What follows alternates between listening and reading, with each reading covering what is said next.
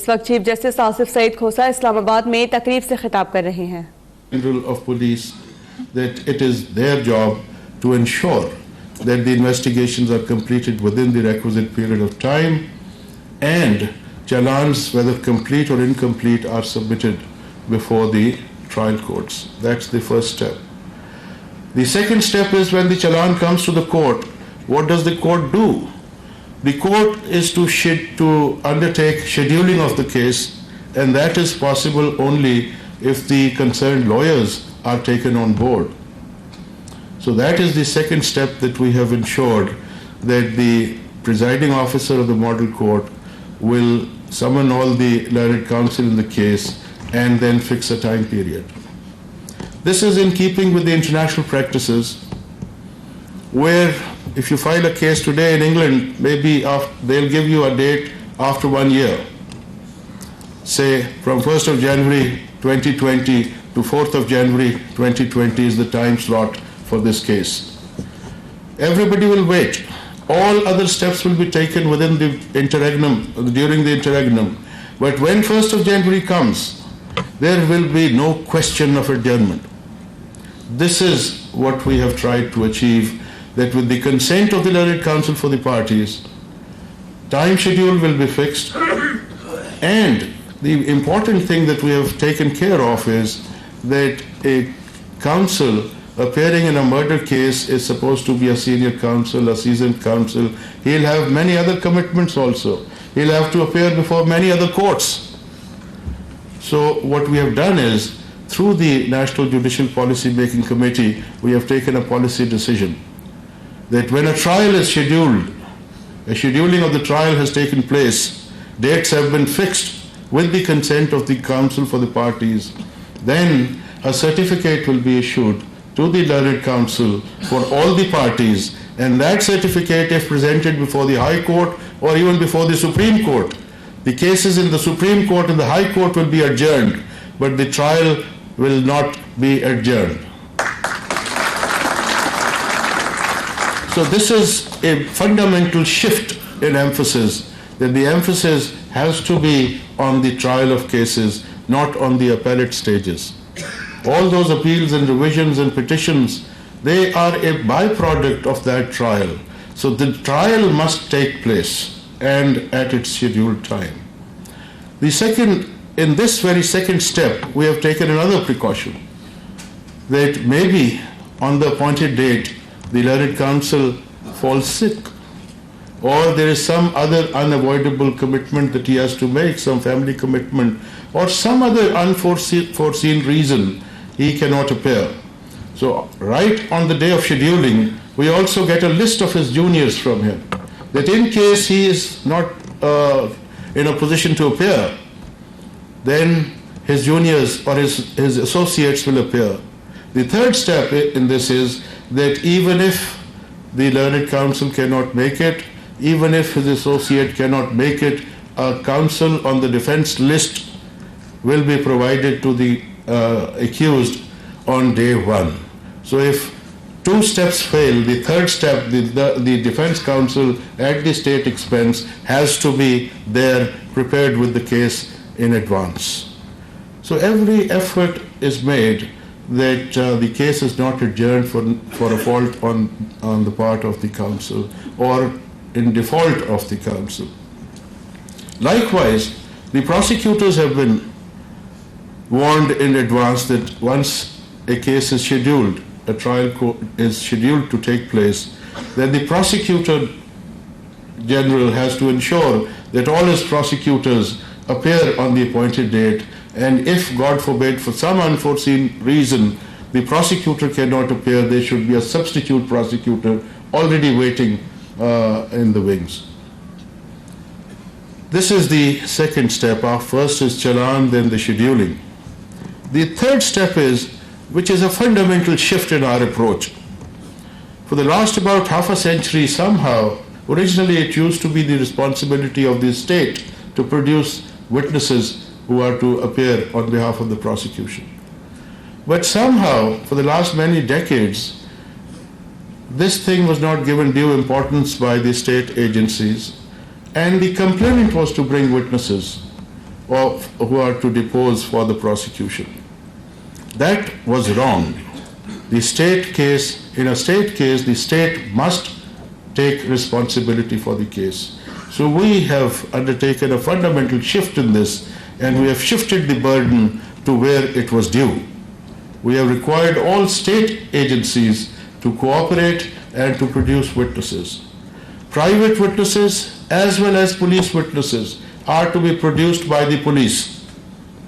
And we are very grateful to all the inspectors general of the police that they have fully cooperated.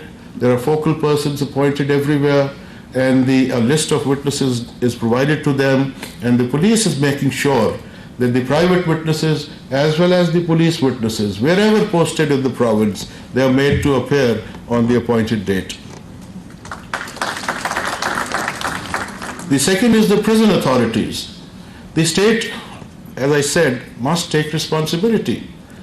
So the vans which are to bring prisoners, they should be in proper order. If the vans break down, we'll not spare the superintendent of jail. We'll take action against him. If he cannot bring him on an official vehicle, he should send the accused on his private vehicle. Whatever be the reason, the accused must be presented before the trial court on that date. So I would request those in charge of the prisons that they must make arrangements that prison vans are in good working condition, and their scheduling, their timing is such that before the court hours begin, the prisoner must be produced before the trial court, at least in these model courts. Then the medical profession. In every criminal case, if it is about hurt or murder, a doctor is involved. And doctors are sometimes posted out, they go to different districts. So it should be the responsibility of the health department to produce the doctor before the trial court. And for that purpose, we have again established focal persons who are interacting with the health department, and the health department, I'm grateful to them that so far they have cooperated beautifully, and all those doctors have been produced before the model courts whenever they are required to testify.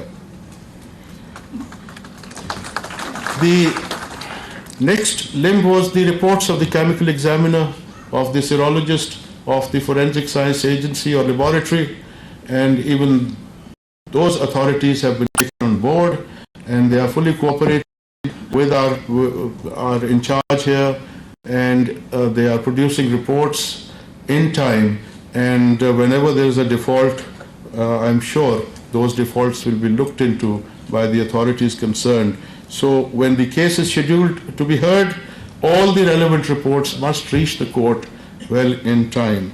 So these are different things which we have ensured that the state, number one, takes responsibility for the state case.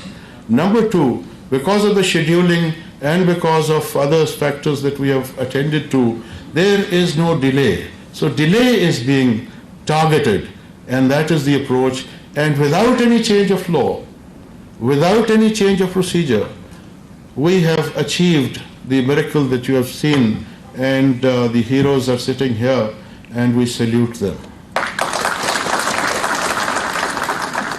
There's no extra expense involved. You see, all those commissions which were previously constituted to reform the judicial system, they recommended changes of laws, they recommended changes of procedure, but nothing worked. Because it's unfortunate that for the Parliament, probably justice sector is not a priority. There are other bigger things for them to attend to.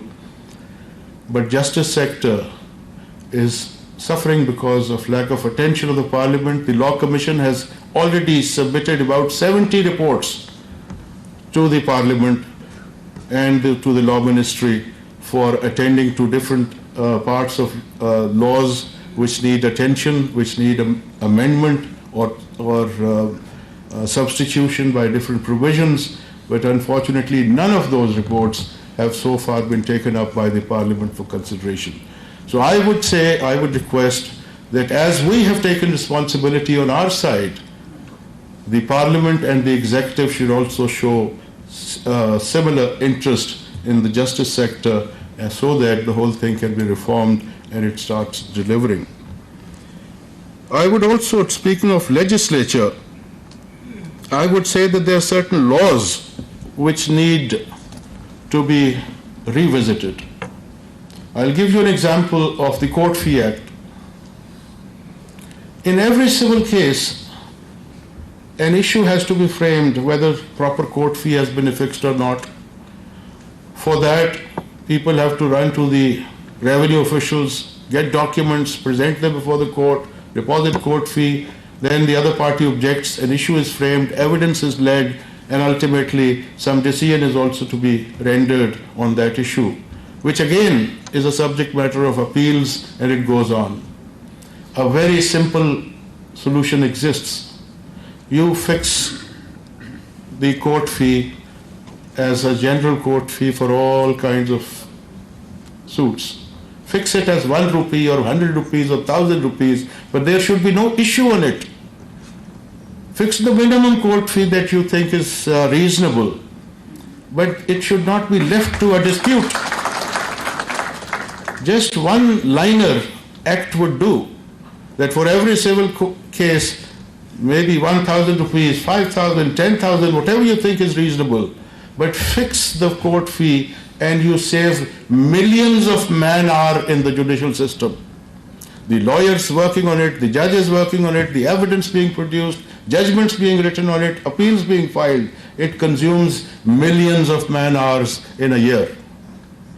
So you can reduce those hours by just substituting this act through a one-liner that for every civil suit, this will be the court fee. That's the end of it. Second law, which needs your attention, is Succession Act. If we have 220 million people living in this country today, 22 crore, then at least 10 crores will have some movable property. Like somebody may have a bicycle, somebody else may have a 100 rupee bank account, somebody else may have a sewing machine. These are all movable articles which have to be inherited. For every inheritance, when 22 crore people, all of us are to die one day, then our heirs will have to go to a court to get a certificate. So if half of this population will have to go to the courts one day, that means that we are already ensuring 10-11 crore dawe. 3,000 judges, magistrates all over the country, and we are ensuring 10 crore dawas already. Is it reasonable? It's not. Why does everybody have to go to court for this? Courts are a part of dispute resolution mechanism. Whenever there is a dispute between the parties, in 95% of the inheritance cases, there is no dispute. The parties know who the heirs are and what are the shares of the heirs. Why do we have to go to court for that? So what I would suggest is that now that you have a national data registration authority, NADRA, you can give a 4-month period to the population that you can get your family trees completed by NADRA. Everybody can just go and check and have his family tree incorporated in the NADRA record. And whenever you need a succession certificate, you go to NADRA with a click button on a computer, you can get your succession certificate. It's only those 1 or 2 or 5% of the cases where there is a dispute. Yes, courts are there to solve disputes. They are not there to do a clerical job, which can be done by anybody else. So you are ensuring 10 crores of civil suits on this judicial system, which is already under great pressure of numbers. So this is the second law which I would say the government, the parliament need to attend to so that our burden is lessened. The third is the Preemption Act. Do we need Preemption Act? I think it was a thing of the past. Centuries ago, tribal people, they never wanted any outsider to come and live in their tribe or live in their territory. I think that law is no longer, it should no longer be a part of our laws. Now there is a freedom of contract. Now there is a fundamental right to acquire property and to enjoy your property. Articles 23 and 24 of the Constitution. It's a fundamental right to acquire property. Now there's a sub-constitutional legislation which says no, if you acquire, somebody else will snatch it away from you. So before we look into these laws and test them on fundamental rights, I think it's for the legislature to attend to this. Is it really reasonable? Now we have multi-story buildings in the cities. One flat owner is suing another flat owner.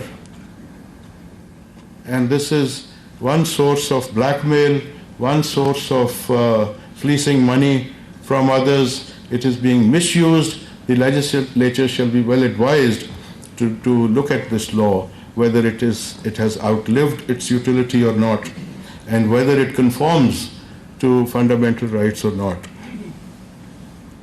The other law which I would want the legislature to attend to would be the Illegal Dispossession Act. This was introduced in the year 2005, and if you ask me, what is this law? I would confess that I don't understand this law even today. We have civil courts dealing with dispossession. We have criminal courts dealing with dispossession. There are penalties provided, everything is provided.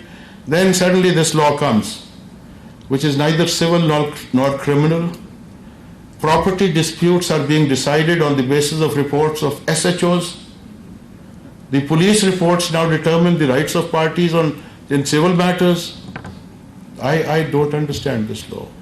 I constituted a 7-member bench in the Supreme Court to attend to this, to try to understand what does this law mean and where does it apply.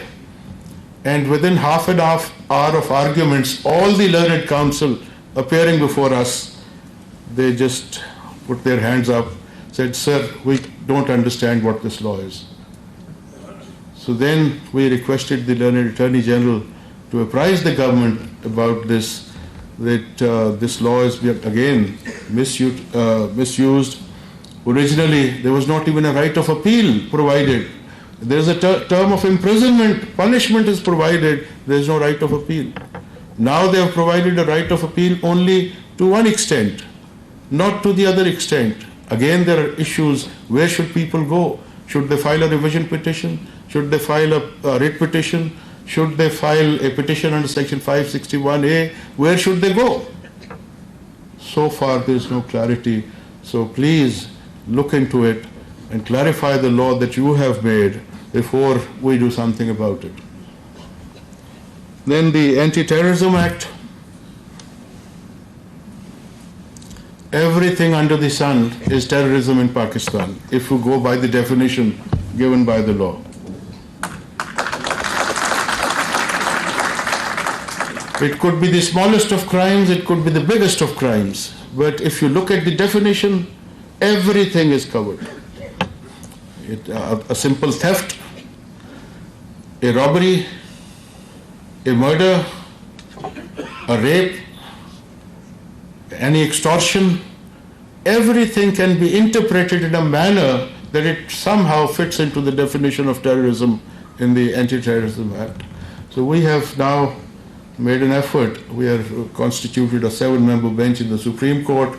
The judgment is reserved, so I can't say much about it, but it was for the legislature to come up with laws which are very clear, unambiguous, easy to apply. So what I'm highlighting is that these were jobs of the legislature. The state is not just the judiciary which is to implement the laws and to give effect to them. The state itself has a responsibility to make laws which are absolutely clear and which are easy to understand and then easy to apply.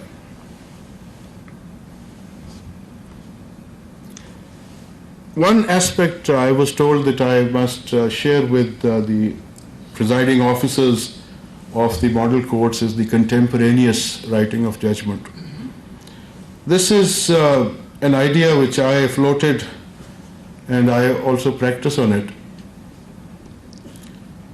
You see, generally the trend was that the trial courts record evidence and then they hear arguments and then a date is given for announcement of judgment. 1 month from today, judgment will be announced on such and such date. That date comes, the judge is still not ready with the judgment, another date for announcement of judgment, and a third date for announcement of judgment. That should not be the case. The model courts I have suggested is that the normal pattern in a criminal case judgment is that you give the facts as alleged in the FIR, then you say that the charge is framed and he pleads not guilty, then the prosecution evidence, then 342 statement, this is the stand of the accused, and then the arguments, the points raised, and you give the judgment. So what I proposed through this contemporaneous writing of judgment is that once you start your case, you start writing your judgment as well. On day one, you say such and such accused was produced, charge was framed, he pleaded not guilty.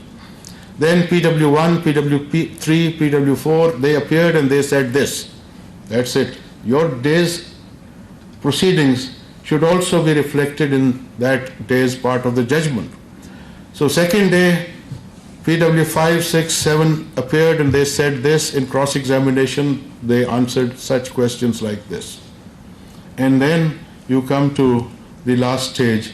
Then once you have already mentioned, you have prepared your judgment as far as the evidence is concerned, then on the last day you hear arguments and then you decide. You write those last 3 paragraphs of your judgment that this has been contended before us and these are our answers to all those contentions.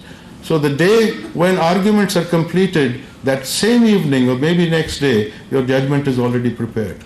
You don't have to adjourn a case for writing a judgment. You can start writing the judgment on day one. And this is what we do in longer cases which are argued before our courts as well, in the high courts, in the Supreme Court, that every day's proceedings, all the arguments which have been raised before us on one day, we go and start giving a dictation that this has been argued and this is, these are the rulings cited and whatever. So on the last day, when you hear the arguments, you're already prepared with the factual part of the judgment. So this is my idea of contemporaneous writing of judgment, and I understand that the presiding officers of the model courts have already understood this and they're already practicing on it, and that is why within a day or two they are out with the final judgment as well.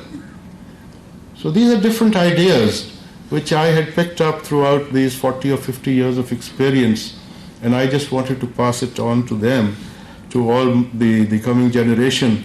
And I'm extremely grateful to all the officials who have cooperated in this enterprise, all the stakeholders, the government functionaries, the police, the prison department, the health department, the chemical examiner agencies, the authorities there, the laboratories, and most important of all, you see, many people conceive many ideas. Conceiving an idea is not really a big deal, but putting it to practice is the actual thing which requires a lot of effort, a lot of energy, and then commitment. This commitment shown to this project by Mr. Sohail Nasir, I must take his name. He is the heart and soul of this project, and we must appreciate it. And it is, but for his efforts, it could not have taken off.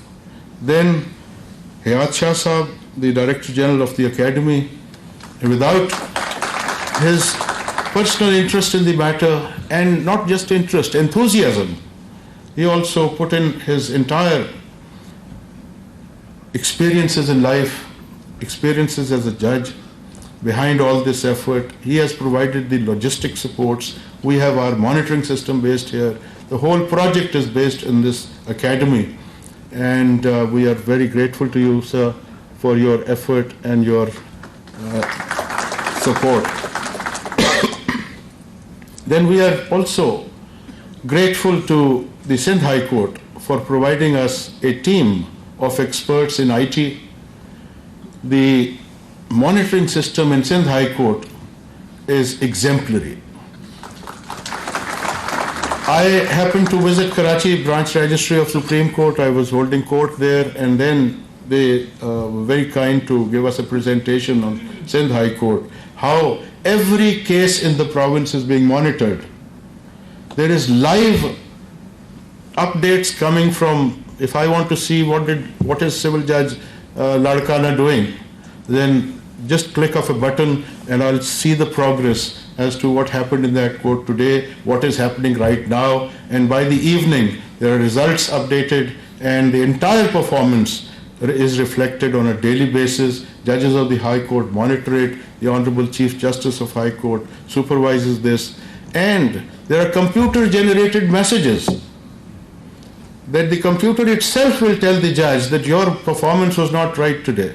It wasn't according to the normal which is required. So automatically a message is conveyed to the presiding officer that yes, you are being monitored, you are being judged, be careful, improve yourself. So we requested the Sindh High Court to provide this expertise to us, and once again very grateful to the Honorable Chief Justice of Sindh High Court for sharing all that. An IT team came and sat here for 1 week, and those systems are being followed by us today. And last but not the least, my judicial heroes, the presiding officers. I would, as Mr. Sohail Nasser said, that when this plan was being envisioned, we were discussing the nitty-gritty. I said we can come up with every procedure, we can find out solutions to different things, but the real person who is to drive this vehicle, this project to its success, is the presiding officer.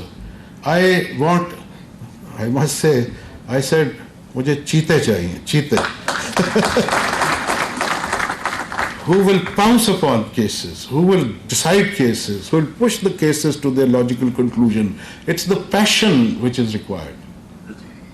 And I'll give you an example of a Chief Justice of Canada. He resigned. This about 30 years ago. The Chief Justice of Canada resigned from his job, and in his letter of resignation,